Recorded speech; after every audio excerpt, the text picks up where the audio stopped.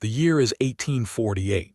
The place, a cramped, damp weaver's cottage in Dunfermline, Scotland. The air is thick with the ghosts of linen dust and the acrid smell of coal smoke that seeps through the warped wooden boards.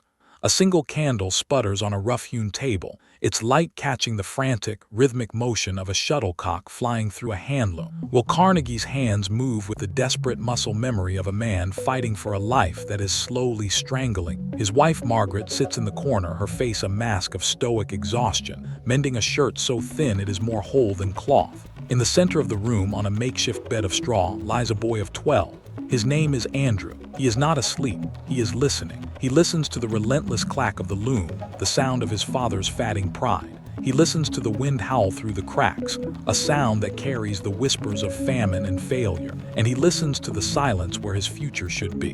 In this cottage, poverty is not a condition. It is a presence. It has a weight, a taste of stale porridge and bitter tea. It has a voice, and tonight it is telling the Carnegie family that their world is ending. For Andrew, this moment of suffocating despair will become the anvil upon which an empire is forged. But first, he must survive the fire. To understand the weight of the steel throne he built, we must first feel the crushing silence of the cottage that sought to bury him. The town of Dunfermline in the lowlands of Scotland does not welcome the dawn so much as endure it. In the autumn of 1848, the sun struggles to penetrate a sky heavy with the promise of rain and the permanent smudge of coal smoke from 100 cottage chimneys. The streets are narrow, winding, and wet, cobblestones slick with a film of soot and grime. This is a town built on the loom, where for generations, the rhythm of the shuttlecock was the heartbeat community. But that heartbeat is now irregular, a stuttering pulse that speaks of a body in decline. The Industrial Revolution, that great, indifferent beast, has moved on. The factories of Manchester and Leeds now weave the linen that once made Dunfermline famous, leaving behind a population of skilled weavers, men with pride in their hands and despair in their hearts, watching their world unravel one thread at a time. On Edgar Street, in a single room that serves as workshop, kitchen, and bedroom, the Carnegie family fights to stay afloat. William Carnegie, a man of quiet dignity with calloused hands and a gentle spirit, works his handloom from dawn until the candle burns too low to see. His movements are a prayer of repetition. Foot on the treadle, hand throwing the shuttle, the batten pressing the weft into place. But the cloth he produces is no longer the fine damask that once commanded a premium. It is coarse, common, sold for a pittance to merchants who know he has no other choice. His wife, Margaret, moves through the cramped space with the energy of a caged hawk. She is small in stature but immense in will.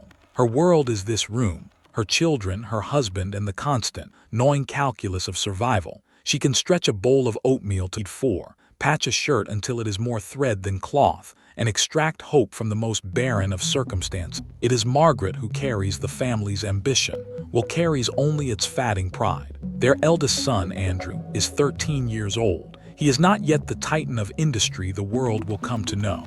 He is a boy with his father's blue eyes and his mother's fierce intensity, a boy who has already absorbed the central lesson of his young life, that poverty is not merely a lack of money, but a slow, corrosive erosion of self. He watches his father, a man who once signed his name to Chartist petitions demanding rights for the working man, now shrink before the loom, his pride ground down by the relentless economics of progress. Andrew feels a shame that is not his own, a burning in his chest that is equal parts love for his father and a desperate, unformed determination to never, ever be him. The mornings are the hardest.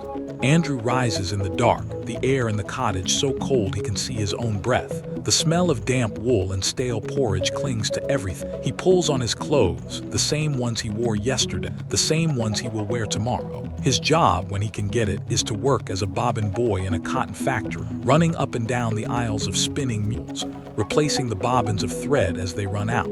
It is brutal, mind-numbing work. He works for a few shillings a week, wages so meager they would make a man weep if he had the energy left for tears. But Andrew does not weep. He watches, he calculates, he learns. One evening, as the loom clacks its mournful rhythm, a neighbor comes by. The talk is of America. Everyone is talking about America now. It is a distant, mythical place, a land of cheap land and endless opportunity, where a man's worth is not measured by the loom he inherited but by the sweat of his brow. Letters have begun to arrive in Dunfermline, passed from hand to hand, read aloud in crowded kitchen. They speak of wages that seem like fortunes, of cities built of iron and wood, of a chance to start anew. Margaret listens with a hunger that borders on obsession. For her, America is not a land, it is an escape. It is a door out of this tomb of a cottage, a place where her sons, her Andrew, can become something more than a weaver's ghost. William is resistant. His roots are here in the soil of Fife, in the history of the Chartist movement, in the pride of his craft. To leave is to admit defeat, but Margaret is not a woman who accepts defeat. She takes out the family's prized possessions, the fine damask tablecloths, woven by Will in better days, treasures meant to be passed down to grandchildren. She packs them into a bundle. Andrew watches her walk out the door, heading to the pawn shop, her back ramrod straight. She returns with the money for passage. It is a brutal, practical act of love. She is not asking for permission. She is executing a plan. In that moment, Andrew sees the blueprint for his entire life. His mother's iron will, his father's fatting idealism, and the desperate need to bridge the gap between them. The farewell is a scene of quiet devastation. The Carnegie family gathers their meager belongings. A few clothes, some tools, and the memories of a life that is ending. Will's hands, those skilled hands that once wove the finest damask, tremble as he looks back at the loom that has been his life. He is leaving behind a craft, an identity, a world. For Andrew, leaving Dunfermline is not a sorrow, it is a liberation. He steps out of the cottage into the damp Scottish air and feels something he has never allowed himself to feel before: hope.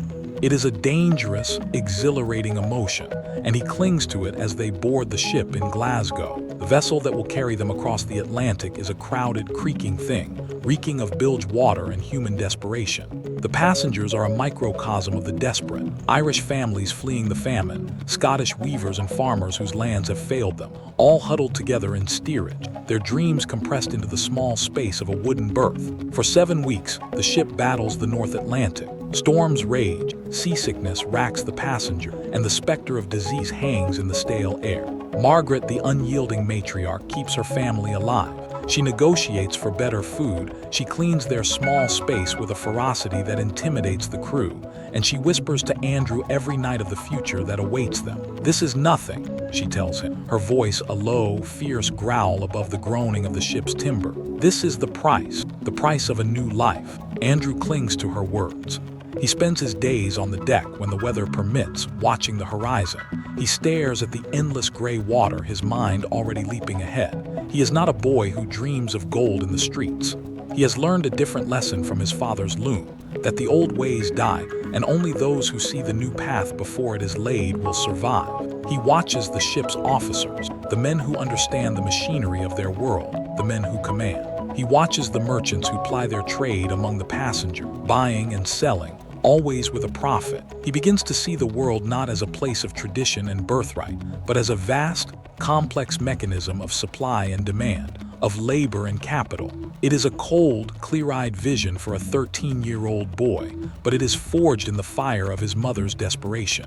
When land finally appears, a faint smudge on the horizon that grows into the shoreline of New York, the passengers erupt in a cacophony of cheers and tears. But Andrew does not cheer. He stands at the railing, his hand in his mother's, his father a quiet, defeated presence behind them. He looks at the approaching city, a jagged silhouette of masts and buildings against the pale sky. He does not see the Statue of Liberty. It is not there yet. He sees a challenge. He sees the loom of the future, a machine infinitely more complex than the one his father left behind. He does not know how he will do it, but he makes a silent vow, there in the salt spray and the noise. He will not be a weak, he will not be poor. He will find the levers that move this new world and he will pull them. The ship docks, and the Carnegie family steps onto the soil of America, carrying nothing but the weight of their past and the unspoken, terrifying promise of everything they hope to become. The hum of the loom is behind them, but the cry of the wind that brought them here now whispers of a new kind of fire. A fire not of the hearth, but of the four. The America that greets the Carnegie family is not the gentle, pastoral dream of the letters sent back to Dunfermline. It is a raw, violent, intoxicating collision of ambition and grit. They settle in Allegheny, Pennsylvania, a town across the river from the booming industrial giant of Pittsburgh. The air here does not carry the damp chill of Scotland. It carries the acrid, sulphurous breath of progress. The sky is a perpetual bruise of coal smoke, and the rivers run the color of rust. For William Carnegie, this new world is a cruel joke. His hands, so skilled at the delicate dance of the loom, are useless here. There are no handlooms waiting for him. There are only factories, vast, deafening temples of steam and iron, where men are not craftsmen but cogs in a machine far larger than themselves. He finds work in a cotton mill, but his heart is not in it. He is a man displaced in time, his spirit broken by the very forces that his son will one day master. The quiet dignity he carried in Dunfermline becomes a silent melancholy in Allegheny. He works, he eats, he sleeps, but the light in his eyes, the light of the proud Chartist who once believed in the power of working men to change their world, begins to fade. Margaret Carnegie, however, thrives on the struggle. The poverty here is different. It is not the slow suffocation of a closed Scottish town. It is a sharp, brutal hunger, but it comes with a promise. There is work. There is a future.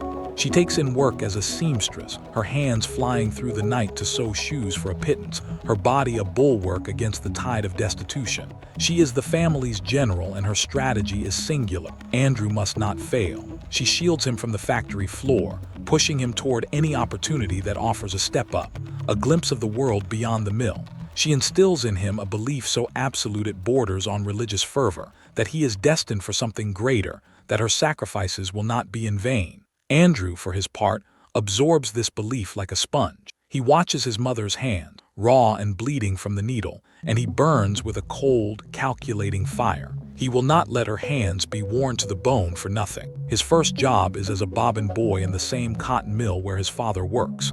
It is a hellish introduction to American industry. The heat is oppressive, the noise is a physical assault, and the work is monotonous. He runs from machine to machine, replacing bobbins of thread, his small body moving with a frantic energy that masks a mind racing with impatience. He is 13 years old, and he knows, with a certainty that churns in his stomach, that this is not his life. This is a temporary station, a purgatory he must pass through on his way to something else. He works 12-hour days, 6 days a week for $1.20. The money goes straight to his mother. But Andrew is not just working, he is learning. He watches the men who run the mill, the men who give orders.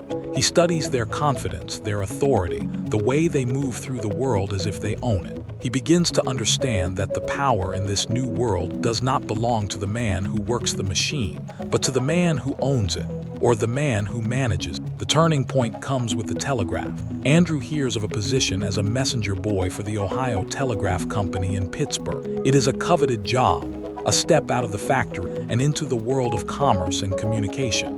He prepares for the interview with the same intensity he will later apply to a hostile takeover. He learns the streets of Pittsburgh, memorizing the grid, the shortcuts, the locations of the major businesses. When he presents himself to the manager, a man named James Reed, he does so with a confidence that belies his threadbare clothes and his Scottish accent. He gets the job. The pay is $2.50 a week, more than double what he earned in the mill.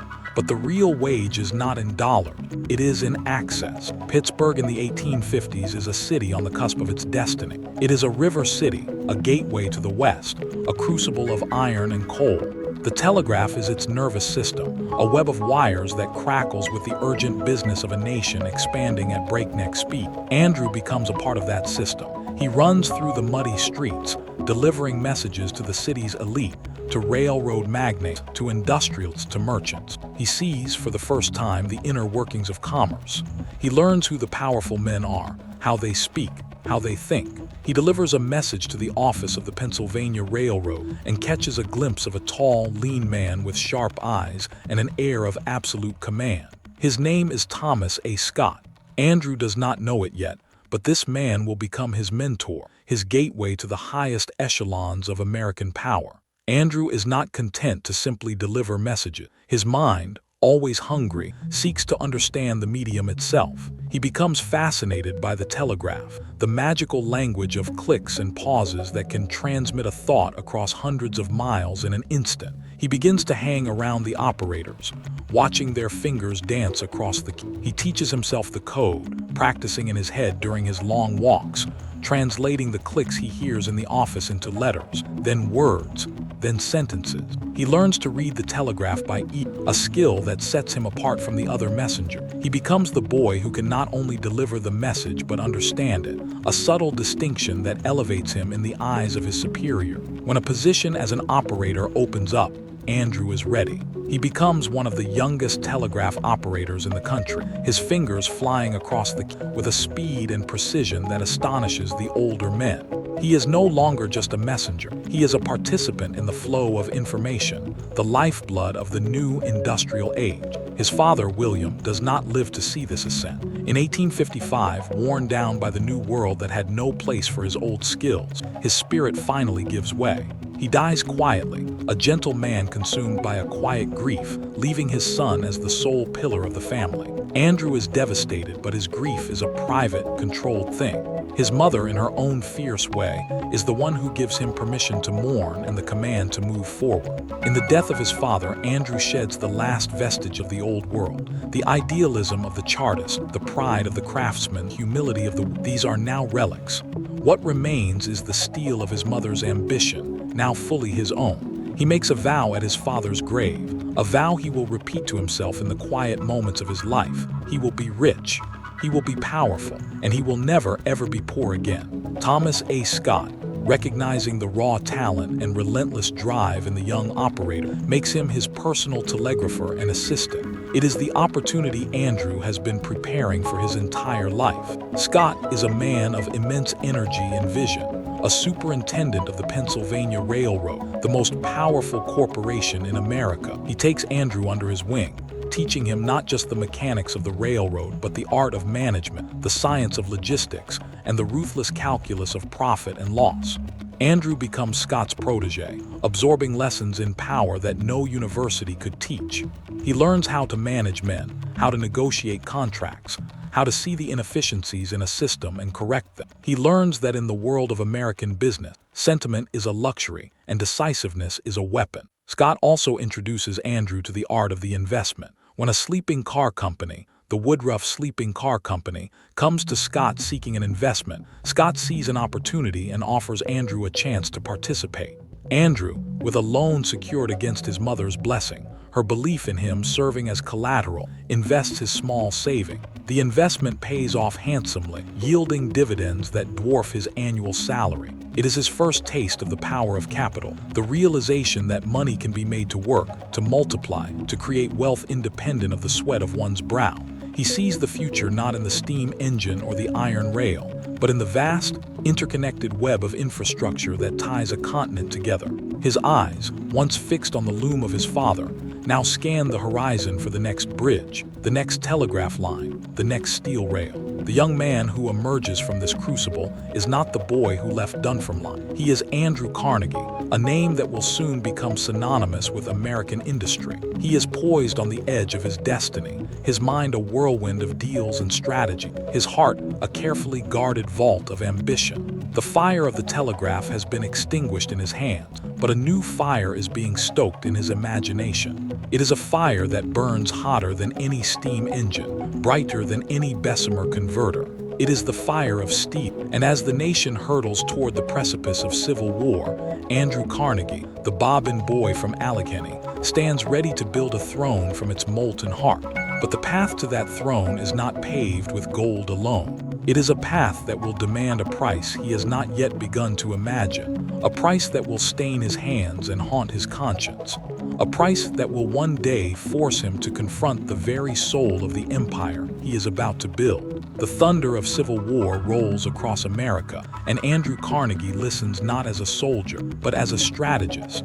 He serves the Union war effort as superintendent of military railways and telegraphs for the United States government, a role Thomas A. Scott secures for him. It is a masterclass in logistics under fire. Carnegie coordinates the movement of troops and supplies across the crumbling infrastructure of the Eastern Theater, his telegraph wires strung through battlefields, his trains running through territory that could turn hostile at any moment. He witnesses the carnage of war from a distance, a vantage point that will define his relationship with violence throughout his life. Close enough to profit from it, far enough to claim innocence. When he is briefly called to the front lines after the First Battle of Bull Run, he helps untangle a chaos of retreating soldiers and overturned wagon, his cool efficiency cutting through the panic. He sees men die, hears the screams of the wounded, smells the copper-thick air of a battlefield. It is a horror he will never forget, but it is also a lesson. He learns that in moments of crisis, the man who can think clearly, who can organize, who can impose order on chaos, holds a power greater than any rifle. When the war ends, Carnegie does not return to the Pennsylvania Railroad. He has seen the future, and it is not in transportation alone. It is in iron. It is in the bridges that span river, the rails that stitch a continent together, the skeletons of cities rising from the ashes of conflict. He begins to invest aggressively, building a web of interests that includes iron mills, bridge-building companies, and oil fields in Pennsylvania. Each investment is a calculated risk, each partnership a chess move. He is not yet the king of industry, but he is no longer a pawn. He moves through the smoky corridors of Pittsburgh's business district with the confidence of a man who has learned the rules of the game and is beginning to suspect he can rewrite them. His mother, Margaret, remains his anchor, his confidant, the only person whose judgment he trusts absolutely. He builds her a house, a modest but solid home on Homewood Avenue, far from the cramped tenements of Allegheny. He fills it with the damask tablecloths his mother had once been forced to pawn, buying them back one by one. A ritual of redemption he performs with quiet, emotional intensity. He is proving to her, and to himself, that the sacrifice was worth it. The transformation of Carnegie from Iron Master to Steel Titan begins in 1872 on a transatlantic voyage. He travels to England, to the city of Sheffield, the heart of the British steel industry. There he witnesses something that changes his life, the Bessemer process in full, raging operation. He stands before a Bessemer converter, a massive, pear-shaped vessel of iron, as molten metal is poured into its maw. The air shimmers with impossible heat. Then a blast of air is forced through the molten iron from below.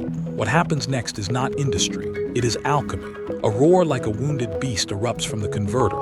A pillar of white-hot flame, 10, 20, 30 feet high, shoots toward the roof, illuminating the cavernous mill with a light so fierce it seems to consume the very darkness. Carnegie watches as impurities burn away in a dazzling cascade of sparks, the molten metal churning and bubbling like a volcano. In minutes, the iron is transformed. It is no longer brittle, unpredictable iron. It is steel, stronger, more durable, infinitely more versatile. The men who work this process are not laborers, Carnegie thinks.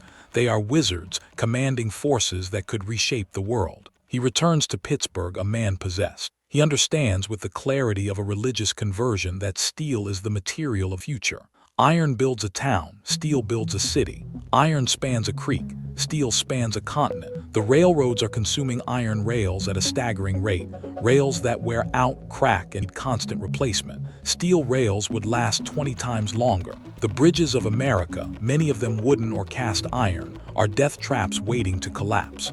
Steel bridges would stand for centuries. The skylines of Chicago, New York, Pittsburgh itself are waiting to be born, and they will be born from steel. Carnegie sees it all in the roaring flame of that Bessemer converter, a nation built of his product, a fortune beyond imagining, and a legacy carved not in wood or stone, but in the bones of the American century. He builds his first steel mill in Braddock, Pennsylvania, a town named for a British general who died in the French and Indian War, a fact that appeals to Carnegie's sense of history. He calls it the J. Edgar Thomson Steel Works, after the president of the Pennsylvania Railroad, his old mentor's mentor, a name that opens doors and signals to the financial world that this venture is serious. The construction is a symphony of ambition. Carnegie pours every resource, every ounce of his financial leverage into the project. He brings in the best engineers, the most advanced Bessemer converters from England, and a workforce of immigrants. Irish, German, Welsh, Italian, men who have come to America for the same reason he did, to escape poverty and build a new life. They pour into Braddock, a ragged army of hope and desperation, and Carnegie gives them work. He pays them wages that are competitive for the time, builds them company houses, opens a library. He believes sincerely that he is being a benevolent patriot. He visits the mill often, walking among the workers, shaking hands, remembering their name. He is a man of charm and genuine warmth, and in those early years, the men at the Thompson Works believe in him. They see him as one of their own, a man who started as a bobbin boy and climbed to the top. They do not yet understand that the climb changes a man, that the view from the summit alters the heart. The mill is a world unto itself, a landscape of fire and shadow. By day, it is a hive of frantic activity, the air thick with coal dust and the screech of machinery. By night, it becomes something else entirely, a vision of hell borrowed for earthly purposes. The Bessemer converters, when they are tapped, paint the sky above Braddock a lurid orange. The rivers that run past the mill, the Monongahela and the Allegheny, begin to change color, running red with ore tailings and chemical waste. The sound is relentless, a constant pounding roar that becomes the heartbeat of the town, a sound that men carry home in their ears and hear in their dreams. Carnegie stands at the center of this inferno, and he feels not fear but exhilaration. He is no longer an investor, a speculator, a manager. He is a creator. He is building something that will outlast him, a monument to human ingenuity and American ambition. The steel that flows from Braddock is laid as rails on the transcontinental railroad. It forms the bridges that connect the nation's arteries. It will one day form the armor for the Navy that makes America a global power. Carnegie is not just making steel, he is forging the very sinews of a superpower. But the steel that builds a nation also burns. The mills are dangerous places, and the cost of progress is written in the bodies of the men who work them. Accidents are common, inevitable. A crane swings too wide, a ladle of molten metal tips, a man is caught in the gears of a rolling mill. The language of safety is primitive. The language of production is absolute. Carnegie hears of these accidents, reads the reports, sends flowers to the family, makes small donations. He genuinely feels the tragedy, but he does not stop the converters. He does not slow production. He is a man caught in a paradox he refuses to fully acknowledge. The wealth he craves, the nation he is helping to build, is built on the bones of the men who he tells himself that he pays fair wages, that he gives them work where there was none, that he is building libraries so their children can rise as he did. He tells himself that this is progress, and progress always has a price. But the price, he is beginning to realize, is never paid by the man who sets the terms. By the 1880s, Carnegie Steel is a juggernaut. It is the largest and most profitable steel company in the world. Carnegie himself is a figure of international renown, a titan who commands the same awe as kings and emperors. He has achieved the wealth he vowed to attain at his father's grave, and then multiplied it 100-fold. But with the wealth comes a new restlessness, a new hunger. He begins to write, to lecture, to cultivate the persona of a philosopher king of industry. He publishes essays in influential magazines, articles with titles like The Gospel of Wealth, in which he argues that the great fortunes of the industrial age are not a curse but a blessing, and that the men who amass them have a sacred duty to distribute them for the public good. He writes that the man who dies thus rich dies disgraced, a phrase that will haunt him for the rest of his life. It is a noble sentiment, a vision of capitalism tempered by conscience. But even as he writes these words, a storm is gathering over the Allegheny River, a storm that will test every principle he has ever professed. To manage his growing empire, Carnegie brings in a partner, a man as different from him as fire from ice. His name is Henry Clay Frick. Frick is a self-made millionaire from the coke fields of Pennsylvania, a man who built his fortune with a ruthlessness that makes Carnegie look almost gentle. Where Carnegie is charming, expansive, eager to be liked, Frick is cold, disciplined, and utterly indifferent to public opinion. Carnegie sees in Frick the steel he needs to enforce his will. Frick sees in Carnegie the prestige and capital he needs to build his own power. Their partnership is a marriage of convenience, a pact between two men who understand that together they can dominate an industry. Carnegie, increasingly drawn to the cultural capitals of New York and his beloved Scotland, begins to delegate more and more authority to Frick. He retreats to his castle in the Scottish Highlands, Skibo Castle, a sprawling estate he buys and renovates with the fervor of a man building a refuge from the very world he created. From there, he issues letters, dictates policy, and watches the profits pour in. But he is no longer on the floor of the mill. He is no longer shaking hands with the workers in Braddock. He is a king ruling from a distant throne, and the kingdom he has built is about to erupt. The Amalgamated Association of Iron and Steel Worker, one of the most powerful labor unions in America, has been agitating for better wages and working conditions at Carnegie's mills, particularly at the Homestead Steel Works, a massive facility that is the crown jewel of the Carnegie Empire. Carnegie, in his letters, professes support for the workers' right to organize. He speaks of cooperation, of shared prosperity. But when the union threatens to disrupt production, when it demands concessions that would cut into the margins he has promised his partners,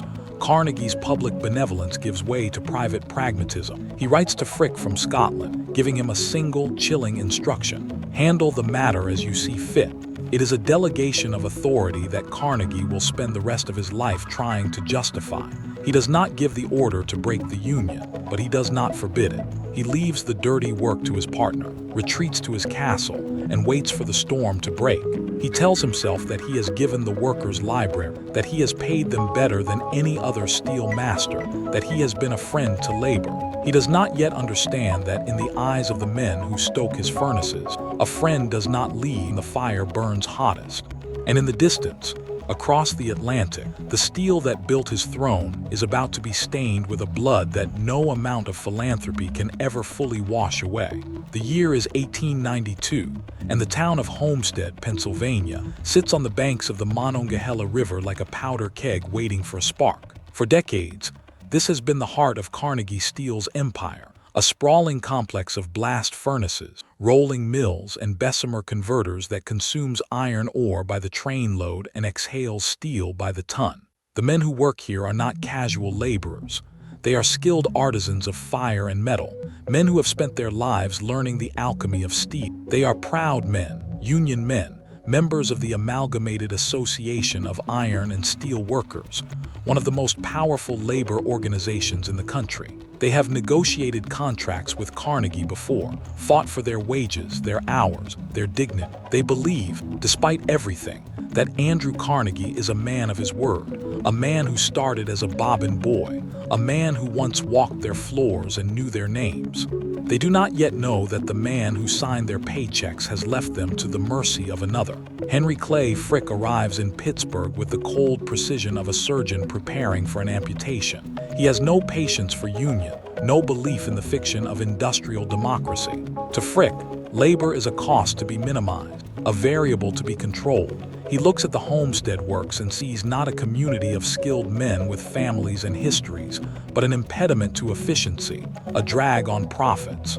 The union contract is expiring, and Frick intends to use the moment not merely to negotiate new terms, but to break the union entirely. He orders the construction of a massive fence around the mill, a 3-mile-long barrier topped with barbed wire, punctuated by watchtowers fitted with rifle. The workers, watching from their homes in the town below, see the fence rising and understand its meaning. They call it the Fort Frick. They begin to drill on the hillside, organizing themselves into military companies, preparing for a siege they pray will not come. Carnegie, from his castle in Scotland, writes letters of reassurance to Frick, urging him to hold the line, to make no concessions. He also writes to a newspaper editor, expressing his hope for a peaceful resolution. The contradiction between his public hopes and his private instructions is a chasm he refuses to acknowledge. He is the king who has ordered the execution, but wishes to be remembered as a man of mercy. When the union refuses to accept Frick's terms, he locks the workers out. Not a strike initiated by the men, but a lockout imposed by the company. On June 30, 1892, the gates of the Homestead Steel Works close, and 3,800 workers are left standing outside, their livelihoods cut off, their families facing an uncertain future. The union takes control of the town. Picket lines are established, patrols organized. The workers, disciplined and determined, vow to keep the mill closed until the company negotiates. They are not criminals, not rioters. They are men defending their right to work, their right to bargain, their right to a life beyond the mercy of a distant industrialist. They send telegrams to Carnegie in Scotland, appeals for the man they once believed in to intervene, to honor the partnership they thought they had with. Carnegie does not answer. He instructs his secretary to draft letters expressing his confidence in Frick, his belief that the matter is in capable hands. He retreats further into the stone walls of Skibo Castle, the sound of Scottish bagpipes filling his ear, while the sound of American desperation goes unheard. Frick, impatient with the stalemate, makes a decision that will stain American labor history forever. He contracts the Pinkerton National Detective Agency, a private paramilitary force, to break the picket line. On the night of July 5, 1892, 300 Pinkerton agents are loaded onto 2 barges on the Monongahela River. They are armed with rifles and instructed to take the mill by force, to open the gates for strikebreaker, to crush the resistant. The barges move up the river under cover of darkness, their engines muffled, their presence a secret meant to be kept until the moment of assault. But the secret does not hold. Word spreads through Homestead faster than the barges can move. Women wake their husband. Boys run through the streets shouting warning. By the time the Pinkerton barges approach the mill landing, the riverbanks are lined with thousands of workers and their family, armed with whatever they could find. Pistols, rifles, stones, sticks. The tools of their trade turn to weapons of defense. The morning of July 6 dawns gray and heavy over the Monongahela. The barges, low in the water, creep toward the shore. A crowd of 10,000 has gathered now, not just workers but their wives, their children, the entire town of Homestead, a community girded for war. A man on the shore shouts at the barges to turn back. There is no answer. A shot rings out. No one will ever know who fired first, whether it was a nervous pink finger or a desperate man defending his home. But in that instant, the siege becomes a battle. For the next 12 hours, the riverfront at Homestead becomes a killing field. The Pinkertons, trapped on their barges, fire into the crowd. The workers, firing from the shore, return fire with a fury born of betrayal. Men fall into the river, their blood mingling with the industrial sludge that has long stained those waters. The barges catch fire. Workers drag them to shore and overturn them, capturing the Pinkerton agents one by one. By the time the battle ends, 9 workers lie dead. 7 Pinkertons are dead. Dozens more are wounded, their bodies broken, their lives changed forever. The captured Pinkerton agents are marched through the town, a gauntlet of grief and rage, their faces battered, their uniforms torn. The women of Homestead spit on them. The children throw stones. The workers, the men who built Carnegie steel, have won the battle, but they have not yet grasped what they have truly lost. In Scotland, Carnegie receives the news not as a participant in a tragedy, but as a distant observer reading a report from a foreign war. He issues a statement expressing regret at the violence, carefully couching his language to avoid any admission of responsibility. He does not return to America. He does not go to Homestead. He does not look into the faces of the widows and orphans his decisions have created. He remains at Skibo Castle, writing letters, revising his public statements, calculating how to minimize the damage to his reputation. His partner, Frick, becomes the public face of the disaster, and Carnegie allows him to remain there, a shield of ice between the Steel King and the consequences of his throne. Frick, for his part, is unrepentant. When a young anarchist named Alexander Berkman walks into his office days later and shoots him twice in the neck and stabs him in the leg, Frick continues working from his sickbed, dictating orders, issuing statements. His survival a testament to his cold determination. Carnegie, from across the ocean, sends a telegram praising Frick's courage. He does not mention the men who died on the riverbank. The aftermath of Homestead is a slow, grinding victory for Carnegie Steel. The union is broken. The amalgamated association, once a force to be reckoned with, is crushed, its members blacklisted, its leaders driven from the industry. The workers of Homestead return to the mill on Carnegie's terms, not their own. They work longer hours for lower wages, their right to bargain stripped away, their solidarity shattered. The fence around the mill remains standing, a permanent monument to the new order. Carnegie writes his Gospel of Wealth essays with greater urgency now, as if the act of writing about philanthropy can somehow cleanse the blood from his hand. He donates a library to Homestead, a gesture of benevolence that the workers receive with bitter silence. What good is a library, they ask among themselves, when the man who built it has taken everything else?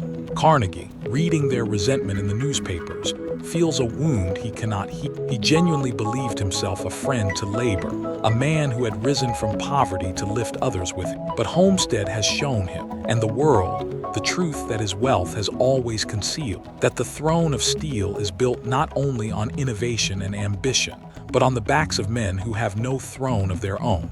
The Carnegie who emerges from the Homestead disaster is a changed man, though not in the way he expected. He is richer than ever, his empire more dominant, his power more absolute. But the myth he has cultivated, the benevolent industrialist, the friend of the working man, the philosopher of prosperity, lies in ruin. The newspapers that once praised him now attack him. The workers who once cheered his name now curse it. He retreats to New York, to his mansion on Fifth Avenue, and begins to give his money away with a fervor that borders on desperation. He builds Carnegie Hall, a temple of culture that bears his name. He founds the Carnegie Institute in Pittsburgh, a complex of museums and libraries that he hopes will be his legacy. He writes more, speaks more, travels more. But everywhere he goes, the shadow of Homestead follows. He is no longer Andrew Carnegie, the bobbin boy who made good. He is Andrew Carnegie, the man who sent Pinkertons to shoot his own workers while he vacationed in Scotland. The steel throne he has built is secure, but the man who sits upon it can no longer pretend that its foundation is anything but the bodies of those who were sacrificed to raise it. And as the 19th century draws to a close, Carnegie faces the question that will define the final act of his life. How does a man who has won everything redeem a soul that has lost so much? The new century dawns, and Andrew Carnegie, the man who once commanded the fires of hell itself, now seeks to build a staircase to heaven. He is 70 years old, his hair a flowing white mane, his beard a patriarch's adornment, his eyes still sharp but softened by something new. Not ambition, but urgency. The millions he has amassed, the empire he has forged, now feel less like a triumph and more like a burden. He hears the phrase he himself wrote echoing in his mind, a mantra that has become a torment. The man who dies thus rich dies disgraced. He will not die disgraced. He will not carry the weight of Homestead, of the Pinkertons, of the broken Union, of the men whose blood stained the Monongahela, into whatever afterlife awaits a titan of industry. He will give it away.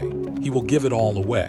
In 1901, Carnegie makes a decision that reshapes not only his life but the very fabric of American industry. He sells his company, Carnegie Steel, to the financier J.P. Morgan for the staggering sum of $480 million.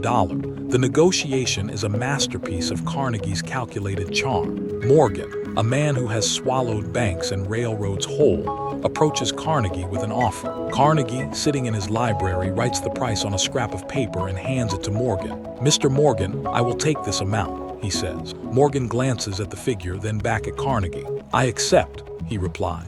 In that moment, Carnegie ceases to be a steel magnate. He becomes something else entirely, a man with a fortune so vast it defies comprehension, a fortune he has publicly sworn to redistribute before his death. Morgan folds Carnegie Steel into his new conglomerate, U.S. Steel, the first billion-dollar corporation in history. Carnegie walks away from the industry he defined, and he does not look back. The steel throne is vacant now, but the man who built it has a new throne to construct, one built not of iron and fire, but of granite, marble, and the quiet shelves of library. The giving begins in earnest, and it is not a slow trickle but a flood. Carnegie does not dabble in philanthropy. He wages war against poverty and ignorance with the same relentless intensity he once applied to crushing competitors. His first great passion is library. He remembers the captain of industry in Pittsburgh who opened his private library to young working boys, a kindness that gave Andrew Carnegie access to the world of books that shaped his mind. Now, he will do the same for millions. He establishes a formula. He will donate funds for a library, provided the community raises the money to maintain it and provides the land. It is a bargain designed to foster local investment, to ensure that the library becomes not a gift but a partnership. Between 1886 and 1919, Carnegie funds the construction of 2,509 libraries around the world, 1,679 of them in the United States. From small towns in the American Midwest to bustling cities in the British Empire, Carnegie libraries rise. their classical facades a promise of knowledge available to all, regardless of birth or wealth. A child in a dusty Texas town can walk through the same doors as a banker's son. A worker in a Scottish mining village can borrow the same books as a lord. Carnegie, in these quiet buildings, builds a monument more enduring than any steel skyscraper. He builds access. He builds opportunity. He builds, he tells himself, the ladder he himself climbed. But the libraries are only the beginning. Carnegie's philanthropy becomes a sprawling empire of its own. He founds the Carnegie Institution for Science, dedicating millions to the pursuit of knowledge for its own sake, funding research in astronomy, genetics, and archaeology that will transform human understanding. He builds Carnegie Hall in New York, not merely a concert venue but a temple to the arts, a place where the music he loves can be shared with the public. He establishes the Carnegie Foundation for the advancement of teaching, creating the pension system for university professors that will allow generations of scholars to dedicate their lives to education without fear of poverty in old age. He founds the Carnegie Endowment for International Peace, a project that reflects his deep and genuine hope that the great powers of the world can resolve their conflicts without war, that the nations that built their wealth on steel can learn to build their futures on diplomacy. Each foundation, each gift, is a brushstroke in a portrait he is painting of himself, a portrait he hopes will cover the darker canvas beneath. Yet even as the checks are signed and the buildings rise, the shadow of Homestead does not fade. Carnegie travels to Scotland, to Skibo Castle, and the peace he finds there is never complete. He receives letters from men who worked at Homestead, men who lost their livelihoods, their friends, their faith in. He reads them in his library, the fire crackling in the hearth, the sound of bagpipes drifting across the highland, and he feels the weight of accusations he cannot refute. He writes back sometime, sending small pensions to widows, funding a hospital in Homestead, making gestures that feel, even to him, like pennies thrown at a debt of millions. The workers of Homestead do not forgive him. Their children do not forget. When he visits Pittsburgh in his later years, he does not go to Braddock. He does not walk the floors of the mills that made him. He stays in his mansion, receiving visitors who praise his philanthropy, and he does not ask what the men who built his fortune think of his library. He is afraid to know. The most complex thread in Carnegie's final years is woven by the two women who share his life. In 1887, at the age of 50, Carnegie married Louise Whitfield, a woman 20 years his junior, the daughter of a New York merchant. It was a late marriage for a man who had spent his life devoted to his mother, and Margaret Carnegie, the fierce matriarch who had driven her son from Dunfermline to empire, did not approve. She died shortly before the wedding, as if her will could not countenance a rival. Louise brought to Carnegie's life something he had never fully allowed himself: tenderness, companionship, and in 1897, a daughter, Margaret, named for the grandmother she would never know. The child transforms Carnegie, the titan who commanded armies of workers, who negotiated with presidents and kings, becomes a man who delights in reading fairy tales aloud, who builds elaborate dollhouses, who speaks of his daughter with a reverence he once reserved for Steve. Little Margaret becomes the audience for his philanthropy, the future he is trying to build. He tells her stories of Dunfermline, of the loom, of the bobbin boy, softening the edges of his past into a fable of virtue rewarded. He does not tell her of Homestead. He does not tell her of the Pinkerton. He protects her from the steel, even as he builds his legacy from its profits.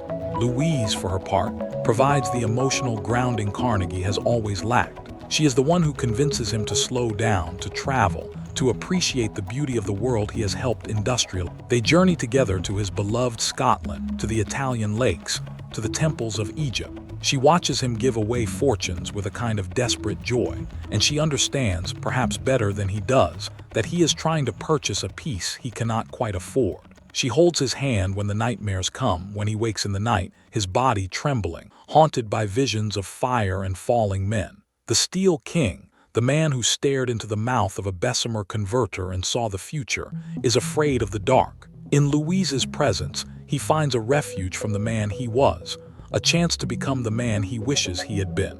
In 1914, the world Carnegie tried to pacify through his endowment for international peace tears itself apart. The Great War erupts in Europe, a war of industrial slaughter made possible by the very steel Carnegie helped perfect. The artillery shells that rain down on the trenches, the battleships that patrol the sea, the tanks that crawl across no man's land. All of them are forged in mills like the ones he built. Carnegie watches from his estate in Lenox, Massachusetts, where he has retired to a simpler life, and the horror he sees breaks something in him. His peace palaces, his diplomatic efforts, his belief that the industrial age could be guided by reason and benevolence, all of it crumbles in the face of the machine guns and mustard gas. He retreats further into silence, his letters growing shorter, his public appearances ceasing. The man who once wrote millions of words, who lectured and debated and argued, now sits in quiet rooms, looking out at the Berkshire Hills, listening to the wind. He is 83 years old when the war ends, too old and too broken to celebrate. His health fails slowly, a gentle decline that matches the fatting of the century he helped define. In August 1919, he catches a chill that develops into bronchial pneumonia. Louise stays by his bedside, their daughter Margaret nearby. The end, when it comes, is quiet. The man who was born in a weaver's cottage in Dunfermline, who worked as a bobbin boy in a cotton mill, who built the greatest industrial empire the world had ever seen, who gave away more money than any private citizen in history, who crushed a union and built 1,000 libraries, who dreamed of peace and watched the world descend into war. That man closes his eyes, and the fire that burned in him for 84 years finally extinguishes. The world mourns him in contradictory ways. The newspapers print lengthy obituaries praising the philanthropist, the patron of culture, the apostle of peace. They mention, almost in passing, the steel empire, the fortune, the library. They do not mention Homestead. They do not mention the Pinkerton. They do not mention the men who died on the riverbank so that Andrew Carnegie could build a library. The workers of Pittsburgh, the men who survived the mills, read the obituaries and remember. They remember the heat, the danger, the 12-hour days. They remember the fence around Homestead, the watchtowers, the rifles. They remember the barges on the Monongahela, the sound of gunfire, the bodies floating in the water. They remember the man who called himself their friend, who shook their hands and knew their names, who left them to face Frick alone. They do not mourn. They do not forgive. But some of them, in the quiet of their own homes, look at the libraries Carnegie built, the hospitals, the museums, and they feel a confusion that mirrors the man himself. How can the same hands that gave also take? How can the same heart that built also destroy?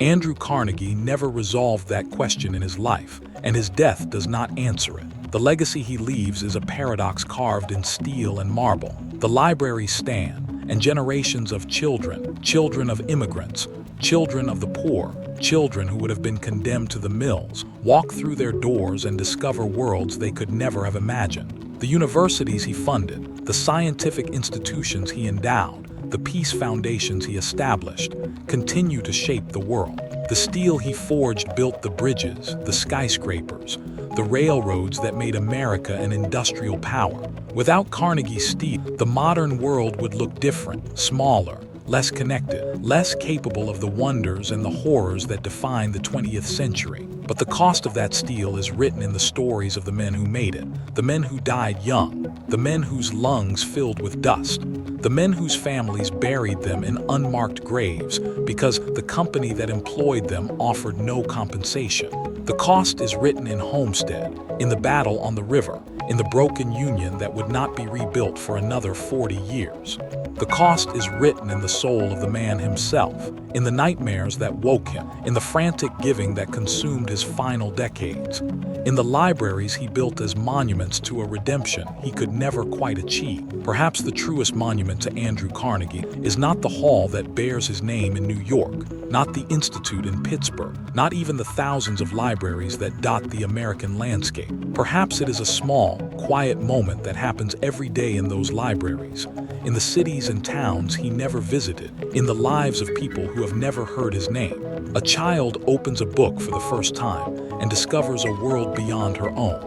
A worker, exhausted from a day of labor, sits in a quiet corner and reads himself into another life. An immigrant, standing in a building that bears the name Carnegie, finds the resources to learn a language, pass a test, become a citizen. In those moments, the Steel King's dream, the dream he carried from the cottage in Dunfermline, the dream that drove him to build and destroy and build again, is realized. The man who dies thus rich dies disgraced, he wrote, and he gave away his fortune to avoid that disgrace. But But the disgrace, if it exists, is not in the money he kept. It is in the moments he chose to look away, to delegate, to let others bear the weight of his decisions. It is in the silence he maintained when his voice could have made a difference. It is in the fence he allowed to be built around Homestead, the fence that said, more clearly than any essay, what he truly believed about the men who made him rich. Andrew Carnegie built a throne of steel, and from that throne he tried to build a kingdom of benevolence. He succeeded and failed in equal measure. The libraries remain, but so does the memory of the river running red. The steel he forged still stands, but so does the understanding of what it cost.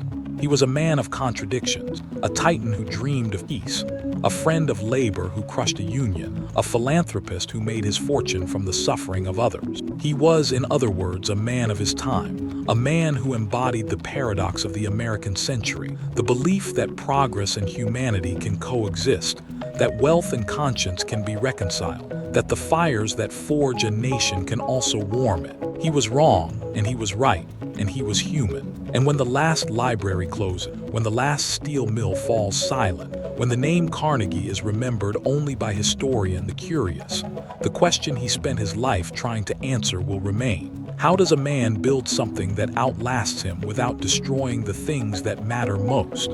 Andrew Carnegie never found the answer. But in the libraries, in the hospitals, in the universities, in the quiet moments when a child opens a book and discovers a future, the question is asked again, and again, and again. And perhaps in the asking, there is a kind of redemption after all.